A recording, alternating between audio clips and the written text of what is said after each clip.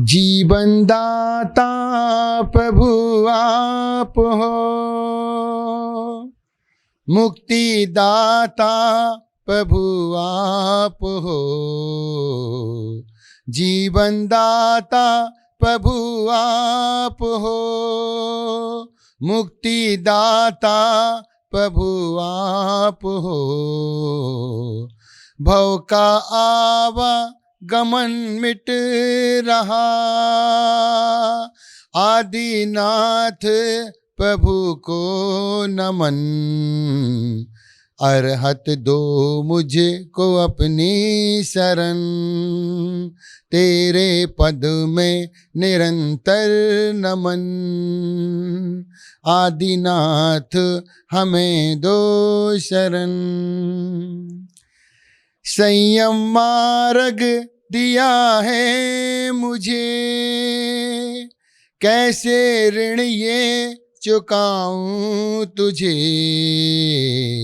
संयम मार्ग दिया है मुझे, कैसे ऋण ये चुकाऊं तुझे। आत्मज्ञानी गुरु आप हो, श्रद्धा भक्ति से करता नमन। गुरुवर दो मुझे को अपनी शरण, तेरे पद में निरंतर नमन। गुरुवर दो मुझे को अपनी शरण।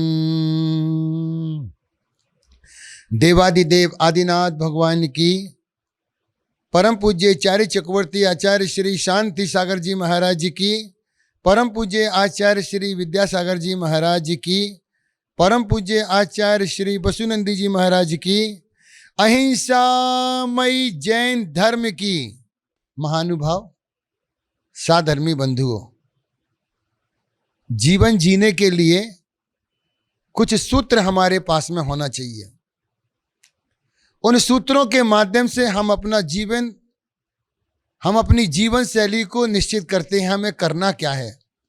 संसार में दो तरह के लोग होते हैं, एक वो होते हैं जो काम करके सोचते हैं, और एक व्यक्ति वो होते हैं जो सोच करके काम करते हैं। जो सोच करके काम करता है वह अपने जीवन के हर पहलू में सफल होता है, लेकिन जो व्यक्ति सोच करके काम नहीं करता है, काम करके सोचता है, वह व्यक्ति अपने जीवन से, अपने व्यापार से, अपने परिवार से, अपनी जिम्मेदारियों से हार जाता है। इसलिए परम पूज्य निमित्त ज्ञान शिरोमणि आचार्य श्री विमल सागर जी महाराज कहा करते थे, सुई बनो कैंची नहीं। सुई बनो कैंची नहीं, क्योंकि सुई जोड़ने का काम करती है और कैंची तोड़ने का काम करती है। इसलिए सुई दर्जी की टोपी में लगी रहती है और कैंची दर्जी के पैरों में पड़ी रहती है। कितना बड़ा संदेश दिया। जो जोड़ते हैं वह किसी के काम आते हैं, और जो तोड़ते हैं वह अपने आप से भी बिखर जाते हैं। सुई और कैंची दोनों लोहे की बनी हैं, दोनों नुकीली होती हैं, दोनों ही दर्जी के काम आती हैं, लेकिन एक तोड़ने के काम आती है, एक जोड़ने के काम आती है, अर्थात एक काटने के काम आती है। कैंची का काम है काटना, कैंची का काम है काटना, और सुई का नाम है जोड़ना। इसलिए आचार्य श्री बोलते थे, कैंची काटती है और सुई जोड़ती है। कुछ जीवन के सूत्र हैं, मैं आपके सामने लाया हूं। 4 बातें सदैव याद रखो। 4 बातें जो व्यक्ति अपने जीवन में उतार लेता है, उसका जीवन अनमोल बन जाया करता है। वह किसी भी राह पर, किसी भी रास्ते में वह व्यक्ति भटक नहीं सकता है। वे 4 बातें बहुत कीमती हुआ करती हैं। पूज्य गुरुदेव के द्वारा दिए हुए सूत्र हमेशा जीवन में काम आते हैं। जब उनके दर्शन करने के पश्चात वापस निकले तो पूज्य गुरुदेव ने एक सूत्र दिया। वह सूत्र इतना अनमोल है। गुरु के वाक्य हमेशा सूत्र रूप में हुआ करते हैं। शिष्य उन्हें समझ जाए तो जीवन पार हो जाता है, और शिष्य यदि उन्हें भूल जाए तो उसका शिष्य का जीवन ही समाप्त हो जाता है। एक बार पूज्य आचार्य श्री बसुनंद जी महाराज वास्तविकता में एक ऐसे चलते फिरते तीर्थ हैं, उनकी सरलता और सहजता पूरी दुनिया में प्रसिद्धि को प्राप्त है। ऐसा गुरु जो वास्तविकता में गुरुत्वता से भरा हुआ है, गुणों से भरा हुआ है। हमने एक ऐसे गुरु का चयन किया है जो वास्तविकता में हमने तीर्थ नहीं, हमने तीर्थंकर नहीं, हमने गुरु में ही तीर्थ और तीर्थंकर प्राप्त कर लिए। उन्होंने एक बार कहा था, दूर तक देखो और देर तक सोचो। छोटा सा सूत्र है, गुरुदेव के द्वारा छोटा सा दिया हुआ सूत्र इतना जीवन में अनमोल काम किया कि दूर तक देखो और देर तक सोचो। लेकिन हम पास से देख करके और तुरंत ही उसका निर्णय कर देते हैं। वह सूत्र इतना कार्यकारिणी हुआ, वह सूत्र इतना जीवन में काम आया कि वास्तविकता में उसने हमें कई मोड़ पे दुर्गति से बचाया, हमें कई मोड़ से दुर्घटना से बचाया।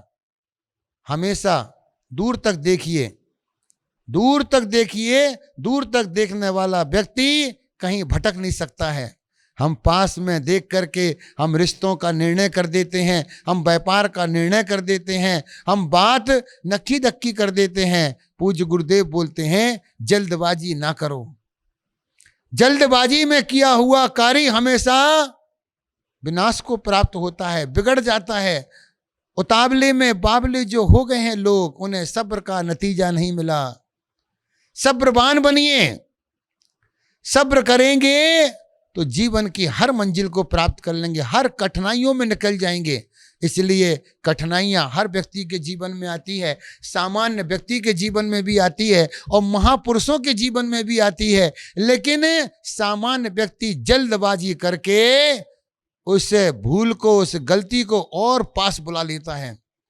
लेकिन जो महापुरुष होते हैं, जो विशेष पुरुष होते हैं, वह अपने जीवन में कभी जल्दी नहीं करते हैं, वह सब्र करते हैं।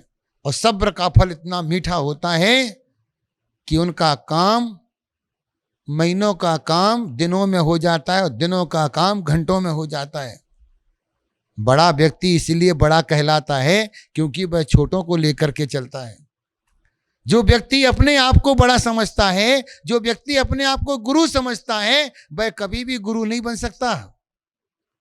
गुरु बनने के लिए गुरु के भार को भी उठाना पड़ेगा, और गुरु से बनने के पहले शिष्यत्व के गुण पैदा कीजिए।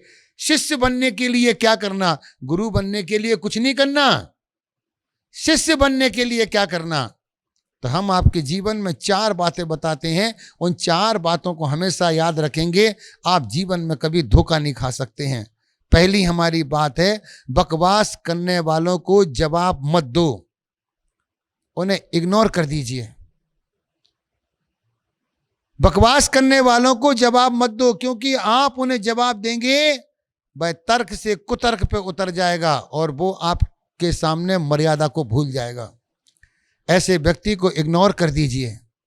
पहला सूत्र है, बकवास करने वालों को जवाब मत दो, क्योंकि मूर्खों के सामने प्रश्नोत्तर नहीं करना चाहिए, मूर्खों के सामने रहस्य की बात नहीं बताना चाहिए, क्योंकि जो व्यक्ति कम बुद्धि वाला होता है उसके सामने भी रहस्य की बात खोलने से अपना ही घात हो जाता है। तो बकवास करने वालों को जवाब मत दीजिए, उन्हें इग्नोर कर दीजिए, उनको बोलना छोड़ दीजिए, मौन ले लीजिए, क्योंकि मौन बहुत बड़ा शस्त्र है हमारा ज्ञानियों का। ज्ञानियों का सबसे बड़ा शस्त्र है मौन, और उनके मौन में ही हर प्रश्न का उत्तर छिपा रहता है। तो इसलिए जरूरी नहीं है कि हर व्यक्ति को हर प्रश्न का उत्तर दिया जाए। सामने वाला व्यक्ति कैसा है, वह पात्र है कुपात्र है? जो पात्र है उसी को ही प्रश्न का उत्तर देंगे। कुपात्र तो तुम्हारे प्रश्न का और उत्तर का दोनों का दुरुपयोग करेगा। दूसरा हमारा सूत्र है, ज्ञान देने वाले को ठुकराओ मत। कोई हमें थोड़ा सा भी ज्ञान देता है, उसको इग्नोर मत कीजिए, सुनिए ध्यान से वो क्या बता रहा है। ज्ञान कभी भी व्यर्थ नहीं जाता है। ज्ञान की दो बातें सुनने से वह हमारे ही काम आएगी। ज्ञानी के दो वाक्य सुनेंगे, आपके जीवन में बदलाव आ जाएगा और आपका जीवन सोने की तरह महकना प्रारंभ हो जाएगा। जितने भी महापुरुष हुआ करते हैं, उन्होंने गुरु के दो वाक्य सुने हैं। प्रगति ने हमें दो कान दिए हैं, बोलने के लिए मुंह एक दिया है। प्रगति कहती है सुनो ज्यादा बोलो कम, लेकिन हम 24 घंटा किसी ना किसी को कुछ ना कुछ ज्ञान बांटते रहते हैं। प्रगति बोलती है सुनने की आदत डालिए। बोलना तो हर व्यक्ति चाहता है, लेकिन सुनना हर व्यक्ति नहीं चाहता है। इसलिए ज्ञान देने वालों को ठुकराओ मत, क्योंकि ज्ञान कहीं भी काम आ ही जाता है। और तीसरा हमारा जीवन का सूत्र है, अच्छे लोगों को भुलाओ मत। अच्छे लोगों को भूलो मत, क्योंकि उदाहरण भी महापुरुषों के दिए जाते हैं। लुच्चे, चोर, बदमाश, लफंगे, इनका उदाहरण लेकर के क्या करेंगे। महापुरुषों का एक एक वाक्य उनके अनुभव से तुला हुआ होता है। महापुरुषों की बातें चुनी हुई बातें हुआ करती हैं। पूज्य गुरुदेव, उन्होंने बहुत सारा प्राकृतिक भाषा में ग्रंथ लिखे, बहुत सारी सूक्तियां लिखी, बहुत सारे ग्रंथों का संपादन किया। पूज्य गुरुदेव का एक एक वाक्य अपने आप में जिनवाणी का वाक्य है। भगवान के वाक्य के समान उनका वाक्य निकलता है। वह हमेशा बोलते हैं अच्छे लोगों की संगति करो, क्योंकि जो व्यक्ति अच्छे लोगों की संगति करते हैं उनकी बुरी संगति छूट जाती है, और जो बुरी संगति करते हैं उनकी अच्छी संगति छूट जाती है। इसलिए अच्छे लोगों को भुलाओ मत, उनके बीच में जाइए, उनसे परामर्श लीजिए, उनसे सलाह लीजिए। वह हमेशा आपको समझने की, आपको समझाने की चेष्टा करेंगे, क्योंकि महापुरुषों का एक सूत्र ही जीवन का बदलाव बना देते हैं, जीवन के अंतर रहस्य को बदल देते हैं।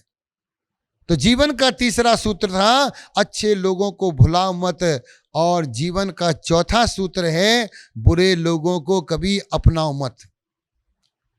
बुरे लोगों को कभी अपनाओ मत, क्योंकि बुरे एक ढूंढोगे चार मिलेंगे, और अच्छे लोगों में चार ढूंढोगे तो एक मिलेगा। अच्छे और बुरे की यही पहचान होती है।